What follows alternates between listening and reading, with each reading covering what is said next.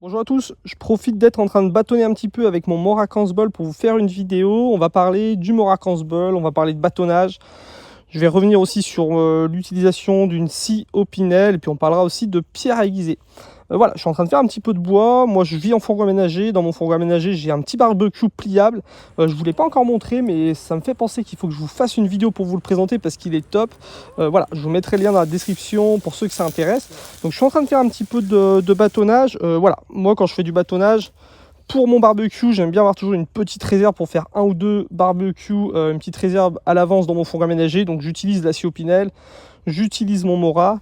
Voilà, je vais couper des sections de bois qui vont faire entre 4 et 5 cm ou 5 et 8 cm. Celles qui font entre 3, 4, 5 cm, je les coupe en deux.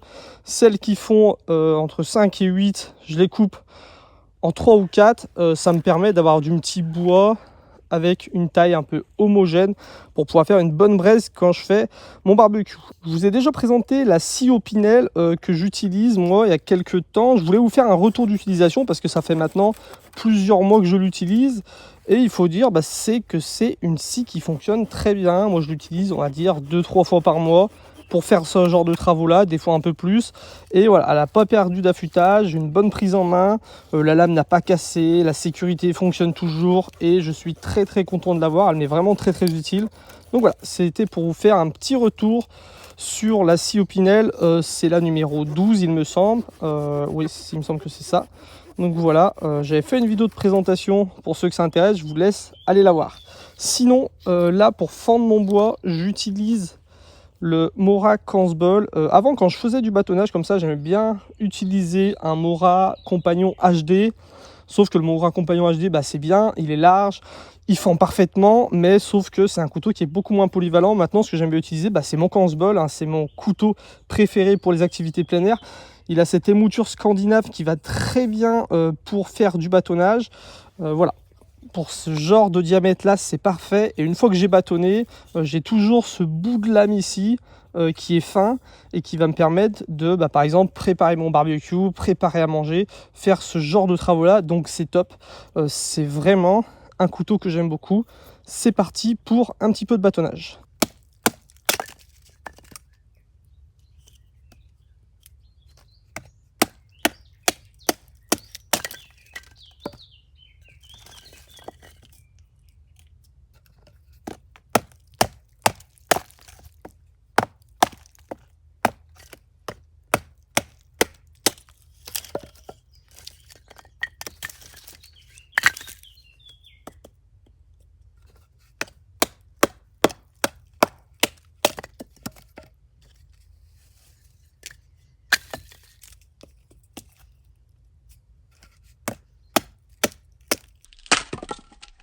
Donc comme on peut le voir, ça fend facilement, alors que c'est du bon bois bien sec, bien dur. Voilà, ça c'est un petit tronçon qui fait 4-5 cm.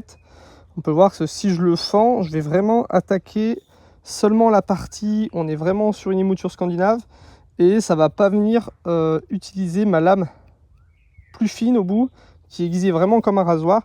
Donc les tronçons qui font cette taille là, je les coupe en deux. Et les tronçons un peu plus larges, je vais les couper en 4. Ça va me permettre d'avoir du bois assez homogène. Donc on va voir sur un morceau bien large, bien dur.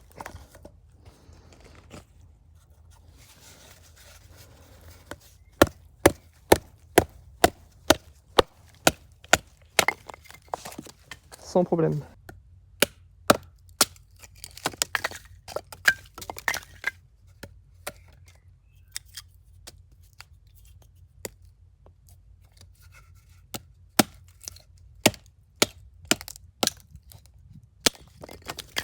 Donc la tâche est effectuée, j'ai fait du moyen bois, du petit bois et des petites allumettes pour pouvoir allumer le feu facilement.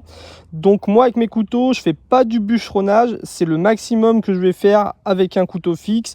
En termes de bâtonnage, le but c'est pas d'alimenter un énorme feu de camp. Si je veux allumer un énorme feu de camp, soit je casse des branches à la main, soit je vais sortir une plus grosse scie et une hachette. Mais quand je vais faire un petit barbecue comme ça, où je veux juste faire un petit peu de bois homogène pour que ça fasse une bonne braise, bah, j'aime bien avoir du bois qui est la même taille et surtout bien sec pour pas me faire chier à l'allumer. Là, j'ai fait un bon petit travail de bâtonnage sur du bois assez sec, assez dur. La lame, voilà, elle accroche bien l'ongle. Il n'y a pas de jetons, tout va très bien, donc je pourrais m'en servir facilement du bout de la lame pour cuisiner, préparer 2-3 petites choses. Et puis ce que j'aime bien faire, une fois que j'ai fini ma petite tâche, c'est lui remettre un petit coup d'affûtage pour la prochaine fois. Je vais juste affûter la partie qui a été utilisée, donc la partie où il y a voilà, les moutures scandinaves, avec une DC4 de chez Folkniven. Voilà, sur ce genre de lame, c'est extrêmement facile à aiguiser. On est sur une émouture scandinave, donc voilà. Je vais remettre un coup de comme ça, je chope l'angle, c'est vraiment facile sur une émouture scandinave. On pose, on attend que ça plaque, et voilà. Je vais vraiment mettre un petit coup histoire de vous montrer, hein, parce que là, l'affûtage n'a vraiment pas ramassé. Donc le Kansbol de chez Mora, c'est vraiment pour moi le meilleur couteau pour les activités de plein air. C'est pas un énorme couteau, c'est un couteau qu'on a facilement en main et qui répond à tous les besoins qu'on a. On l'a vu pour le travail, voilà, qui est le plus gros travail pour moi qu'on peut demander à un couteau, qui est le bâtonnage. Et ben, il n'a aucun problème. C'est un couteau qui est super facile à réaiguiser. On le range dans son étui et c'est reparti pour les prochaines aventures. Un couteau hyper polyvalent. Je vous mets les liens dans la description de la vidéo pour retrouver tous les articles que je vous ai présentés dans cette vidéo. Si vous vous intéressez aux couteaux et plus particulièrement au matériel d'activité de plein air, au matériel 2DC, n'hésitez pas à vous abonner à la chaîne. Je fais une vidéo par semaine. Je vous dis à la prochaine vidéo. Salut!